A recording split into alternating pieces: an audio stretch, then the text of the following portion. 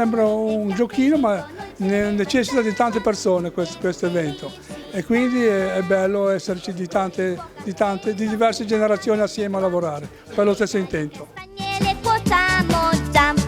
Non si sono fatti scoraggiare dal mare di castagne che gli si è parato davanti, oltre 2,5 quintali, fatti arrivare direttamente dal cuneese. I volontari dell'associazione Omni dei Ruinà, fermati lo scorso sabato dal maltempo, hanno atteso scalpitanti una settimana per armarsi di coltello e incidere una a una le ballotte che domani saranno prima cotte in piazza, nella grande padella, e poi servite a coloro i quali vorranno gustare uno dei piatti tipici dell'autunno, le caldarroste.